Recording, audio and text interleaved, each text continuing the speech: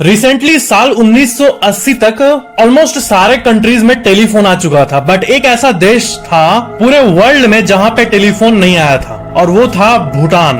और भूटान के कॉन्स्टिट्यूशन में ये लिखा हुआ है कि 60% ऑफ द फॉरेस्ट कवरेज जो है उसको मेंटेन किया जाएगा, चाहे कुछ भी हो जाए। भूटान इस वर्ल्ड का ओनली कार्बन नेगेटिव कंट्री है। भूटान में कोई भी ट्रैफिक लाइट्स है ही नहीं। पूरे भूटान देश में कहीं भी ट्रैफिक लाइट नहीं है। वहाँ का गैंगकर पोन्सुम हाईएस्ट अनक्लाइम्ड पीक है पूरे वर्ल्ड का, जहाँ पे कोई नहीं चढ़ा है। फैक्ट नंबर 24, पहले डायनासोर हुआ करते थे, आपको पता ही होगा, बट उनके हड्डी, फॉसिल्स ये सब बहुत रेयर जगह पे पाए जाते हैं। तो क्या कोई ऐसा जगह है जहाँ पे पूरा होल डायनासोर मिला हो? तो एक ऐसा हड्डी मिला जो कि आज तक का सबसे बेस्ट फॉसिल माना जाता है अपने काइंड का, डायनासोर की कैटेगरी में, जो कि आप अपने स्क्रीन पे देख रहे हो। इसके बारे में नेशनल ज्योग्राफिक ने भी बताया था। साल 2011 में 2 माइनर्स यानी माइनिंग करने वाले एक्सीडेंटली इसको पाए, और ये 110 मिलियन साल पुराना नोडोसॉर का फॉसिल था, और उसका स्किन भी इंटैक्ट था इसमें। इससे ये पता चलता है कि हाँ, एक्चुअल में डायनासोर्स थे। और डिस्कवरी के 6 साल बाद, बहुत सारा इन्वेस्टिगेशन करने के बाद 6 साल बाद ही उसको पब्लिक किया गया। फैक्ट नंबर 23, तो जॉर्ज वॉशिंगटन ब्रिज ये वर्ल्ड का सबसे बिजिएस्ट मोटर व्हीकल ब्रिज माना जाता है। एक साल में 103 मिलियन व्हीकल आना जाना करते हैं। और अगर इंडिया की बात करें तो जितने भी पुल हैं बहुत जगह पे इंडिया में, महाराष्ट्र में, पटना में, कोलकाता में, सबसे बिजिएस्ट कौन है? तो आपके जानकारी के लिए बता दूं कि जिस तरह कोलकाता का हावड़ा स्टेशन सबसे बिजिएस्ट स्टेशन है पूरे इंडिया का, वैसे ही जो हावड़ा ब्रिज है वो पूरे भारत का सबसे बिजिएस्ट ब्रिज है गाड़ी के आने जाने के मामले में। फैक्ट नंबर 22, साल 2020 की BMW X6 जो व्हीकल थी उसको वेंटा ब्लैक से पेंट किया गया था। पता है आपको? अब आप पूछोगे, अब जो लोग नहीं जानते वो पूछेंगे वेंटा ब्लैक क्या है। तो वेंटा ब्लैक जो है वो वर्ल्ड का सबसे डार्केस्ट मटेरियल है, जो कि लाइट का सब कुछ एब्जॉर्ब कर लेता है और हमें पूरा डार्क, मतलब आप क्या एग्जांपल दूं मैं, काला शर्ट, अगर काला को देखो तो आपको लगता है ठीक है काला है, लेकिन अगर यही वेंटा ब्लैक पेंट रहता तो आपको लगता है यहाँ कुछ है ही नहीं, बिल्कुल ब्लैक, खाली इटर्निटी, ब्लैक होल, खत्म। तो उसी वेंटा ब्लैक कलर से इस मॉडल को पेंट किया गया था। वेंटा ब्लैक दुनिया के सबसे डार्केस्ट सब्सटेंसेस में से एक है, बट चाहे कुछ भी हो जाए, ये मेरे BMW X1 के इस ब्लू कलर से बेटर नहीं है। That's it. फैक्ट नंबर 21, गर्मी का सीजन कुछ महीने होता है, ठंडे का सीजन कुछ महीने होता है, आपको पता ही होगा।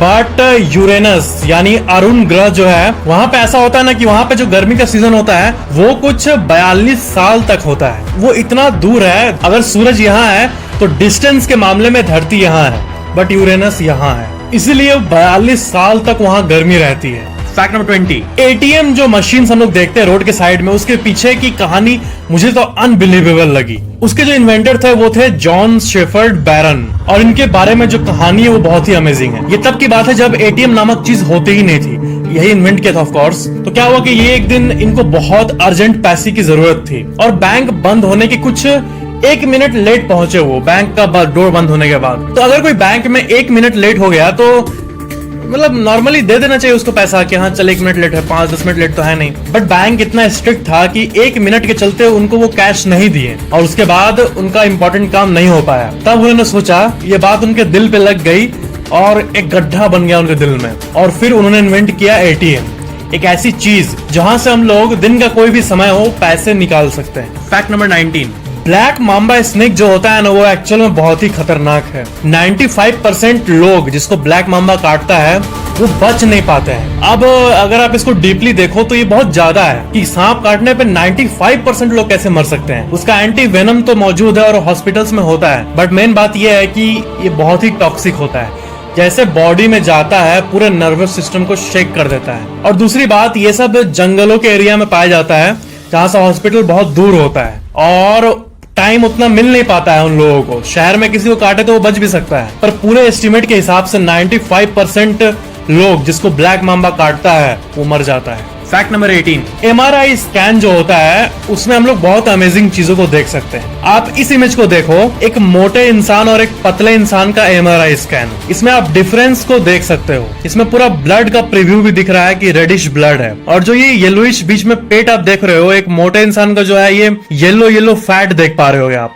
और इधर पतले इंसान में वही मौजूद नहीं है। फैक्ट नंबर 17, दुनिया के सबसे लंबे इंसान में से एक रॉबर्ट वार्डलो को आप देखो 8 फीट 11 इंच, जो कि अपने पापा के सामने खड़े हैं जो कि 5 फुट 11 इंच के हैं। ये पूरे इतिहास के सबसे लंबे व्यक्तियों में से एक थे। फैक्ट नंबर 16, महाराष्ट्र में बुल्धाना डिस्ट्रिक्ट में एक लोनार लेक है और इसके पीछे की कहानी अमेजिंग है। आज से करीब 52,000 साल पहले 20 लाख टन वजन का एक मीटियोर धरती से टकराया और वो भी 90,000 किलोमीटर प्रति घंटे के स्पीड से, और वो धरती को चीर दिया और एक डीप सा ह्यूमंगस सा लेक बन गया महाराष्ट्र के बुल्धाना में, और अभी वो एक टूरिस्ट प्लेस है लोनार लेक।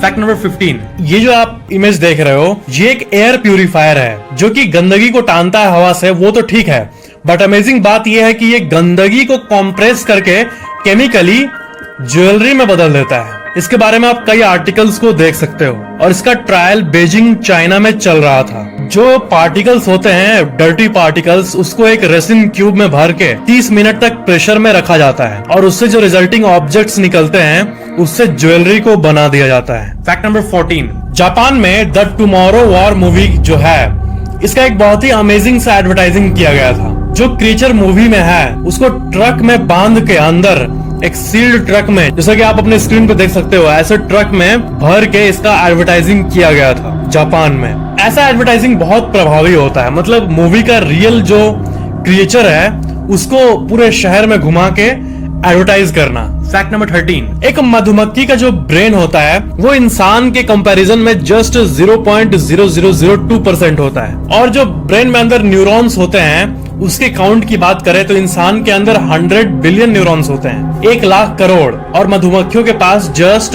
1 मिलियन न्यूरॉन्स होते हैं, यानी 10 लाख न्यूरॉन्स। फैक्ट नंबर 12, समुद्र के अंदर जब आप जाओगे तो आपको ऐसे क्रीचर्स मिलेंगे जो कि आप बिलीव नहीं कर पाओगे, आपको लगेगा मैं सपना देख रहा हूँ। वैसे ही आप इस पिक में देखो एक मैसिव सा टर्टल, और जो 2 यहाँ इंसान को आप देख पा रहे हो उससे कंपेयर करो कि ये कितना बड़ा है। ऐसे जो क्रीचर्स होते हैं ना वो अंडर वाटर ही पाया जाता है। Fact number 11, soccer balls, football, ये पहले के जमाने में, मतलब अभी तो रंगीन होते हैं, पहले के जमाने में ब्लैक एंड व्हाइट क्यों होते थे, वही क्यों? तो आंसर ये है कि जब टेलीकास्ट होता था टीवी में तब टीवी ब्लैक एंड व्हाइट दिखता था ना, और क्या है कि ब्लैक एंड व्हाइट टीवी में अगर ब्लैक एंड व्हाइट फुटबॉल रहे तो जब वो हिलेगा ऐसे ग्राउंड में मूव करेगा तो वो हाईलाइट होगा।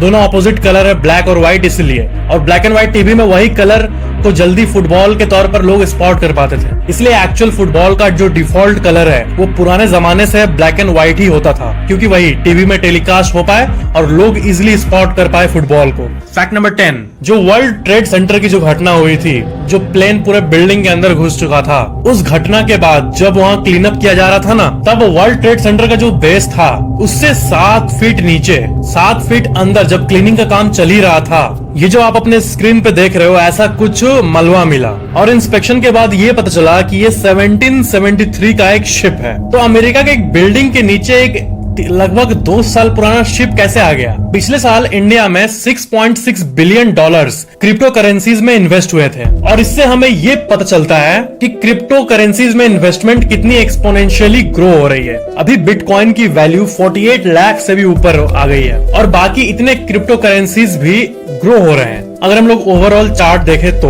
और जो लोग ये क्वेश्चन करते हैं कि हम लोग क्रिप्टो करेंसीज से प्रॉफिट कैसे अर्न कर सकते हैं, तो इसका आंसर ये है कि आप क्रिप्टो करेंसीज में ट्रेडिंग करके अर्न कर सकते हो या फिर लॉन्ग टर्म इन्वेस्टमेंट से अर्न कर सकते हो। अगर आप क्रिप्टो करेंसीज के लॉन्ग टर्म ग्राफ को देखो जैसे बिटकॉइन, तो ओवरऑल ईयर्स में वो ग्रो हो ही रही है। आप पास्ट का एग्जाम्पल देख सकते हो। तो आप अपने प्रेफरेंस से ट्रेडिंग या फिर लॉन्ग टर्म इन्वेस्टमेंट जो चाहे वो कर सकते हो, चाहे आप ट्रेडिंग करो या फिर लॉन्ग टर्म इन्वेस्टमेंट करो। ये सब आप easily coin switch Kuber app पे कर सकते हो। कॉइन स्विच कुबेर ऐप पे आप 100 से भी ज्यादा क्रिप्टो करेंसीज पे ट्रेड या इन्वेस्ट कर सकते हो, जैसे Bitcoin, Doge coin, Ethereum etcetera, और वो भी मिनिमम इन्वेस्टमेंट जस्ट ₹100 से ही शुरू होता है। कॉइन स्विच कुबेर में 1 करोड़ से भी ज्यादा रजिस्टर्ड यूजर्स का फेथ है, एंड क्रिप्टो एक्सचेंज के दुनिया में ये पहला ऐसा प्लेटफॉर्म है जिसने इतना बड़ा यूजर बेस हासिल किया है। इस ऐप का इंटरफेस इतना सिंपल है मानो कोई फूड ऑर्डरिंग ऐप हो। सिंपल, और केवाईसी भी बिल्कुल सुपर फास्ट है। Easiest to use crypto currency app है ये।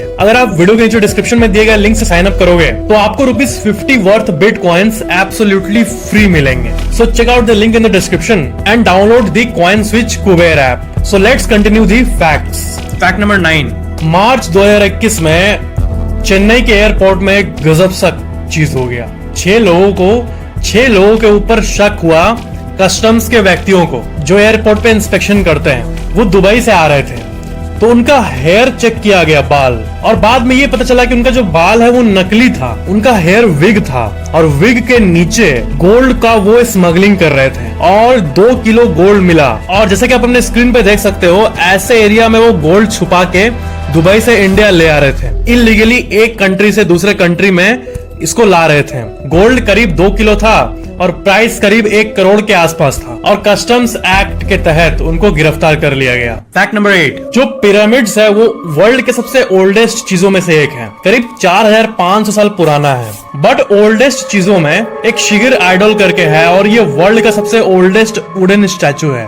वर्ल्ड का सबसे ओल्डेस्ट वुडन स्टैचू। और सबसे मिस्टीरियस बात यह है कि ये पिरामिड से भी डबल 12,000 साल पुराना है ये वुडन स्टैचू, और ये रशिया के एक म्यूजियम में रखा गया है। शिगिर आइडल कहते हैं इसे। फैक्ट नंबर 7, एक हाथी के अगर आप स्कल को देखोगे तो वो कुछ ऐसा दिखता है जैसा कि आप अपने स्क्रीन पे देख पा रहे हो। ये एक हाथी का स्कल है। फैक्ट नंबर 6, ये जो आप अपने स्क्रीन पे पिक्चर देख रहे हो ये पूरे वर्ल्ड के सबसे हिस्टोरिक पिक्स में से एक है। इसमें जो आप देख रहे हो ये सब लाइसेंस्ड फीमेल डॉक्टर हैं अपने रेस्पेक्टिव कंट्रीज के, और इसमें आप आनंदबाई जोशी को भी देख सकते हो जो कि पूरे इंडिया की सबसे पहली लाइसेंस्ड फीमेल डॉक्टर थी। ये पिक्चर 1885 की है, मतलब इनके पहले कोई भी फीमेल डॉक्टर नहीं थी इंडिया में, licensed female doctor.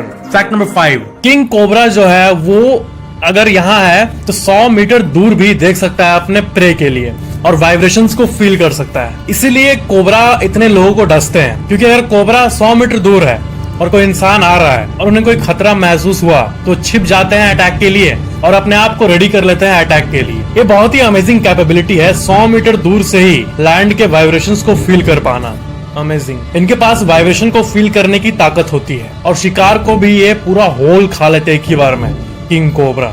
Fact number 4, ये कहा जाता है कि दवाई खाने के बाद अगर कोई ग्रेप जूस ले तो दवाई काम नहीं करती, इंसान मर भी सकता है। क्या ये ट्रू है? ऐसा कोई डॉक्यूमेंटेड मेडिकल एविडेंस नहीं है कि मेडिकेशन के बाद ग्रेप जूस खराब है। कुछ सोर्सेस ये कहते हैं कि ग्रेप जूस जो है वो इम्पैक्ट कर सकता है कि लिवर जो है वो मेडिकेशन को कैसे कितनी जल्दी ब्रेक कर रहा है, तो थोड़ा इफेक्टिवनेस कम हो सकता है क्योंकि वो मेडिकेशन के स्पीड को इफेक्ट करता है, जल्दी लिवर में ब्रेकडाउन होने लगता है। बट इसका मतलब ये नहीं कि इंसान मर जाएगा।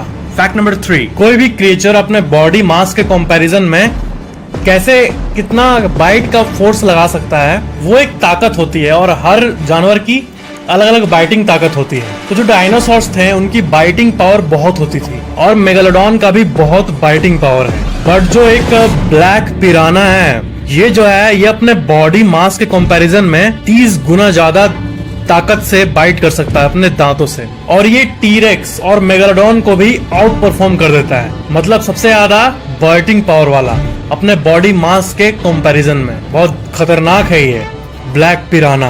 ब्लैक पिराना का जो बॉडी वेट है जितना किलो है उससे 30 गुना ज्यादा वेट का पावर लगा के वो काट सकता है। physics.org वेबसाइट पे आप आर्टिकल भी देख सकते हो कि piranha tops T rex in the bite league, biting के कंपटीशन में।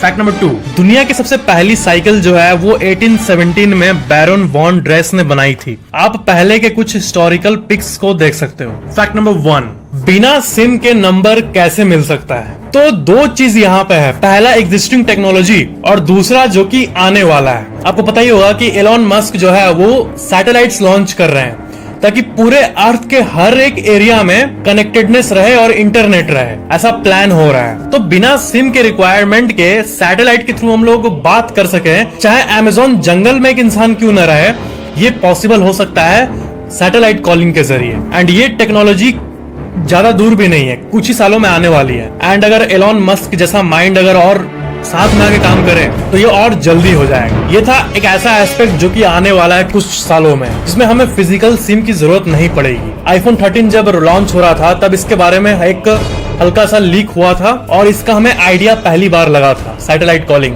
बट ये होगा जरूर। स्पेस में मौजूद सैटेलाइट से पूरी धरती कवर हो जाएगी और चाहे आप कहीं भी फंस जाओ, नेटवर्क ऑलवेज रहेगा, चाहे कॉलिंग के लिए, चाहे इंटरनेट के लिए, चाहे टेक्स्ट के लिए।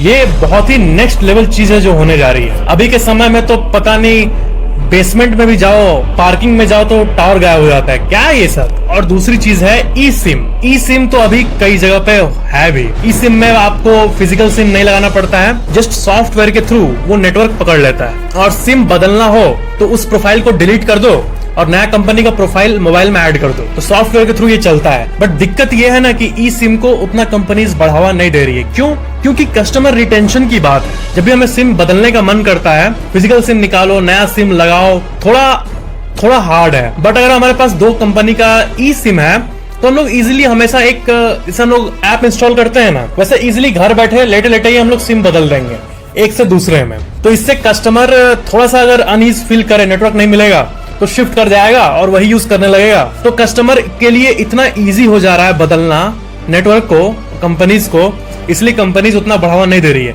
फिजिकल जो अभी तक चलते आ रहा है, सिम घुसाओ निकालो, इसी को रख रहे हैं ताकि रिटेन हो पाए। ये एक बहुत सारे रीजंस में से एक रीजन है। और दूसरा, पब्लिक की भी थोड़ी गलती है। वो बोलती है क्या है ये सिम, इसी में मुझे सिंपल सिम दो, मैं लगाऊंगा चलाऊंगा, मुझे सॉफ्टवेयर सब नहीं आता है, बहुत कोई कहते हैं। बट मैं वेट कर रहा हूं वो टाइम जब चाहे आप अमेज़न के जंगल में हो या फिर पैसिफिक ओशन के बीचों बीच, टावर फुल मिलेगा और आप जहां चाहो वहां इंटरनेट चलाओ, बात करो, मैसेज करो, कुछ भी करो। So that was it.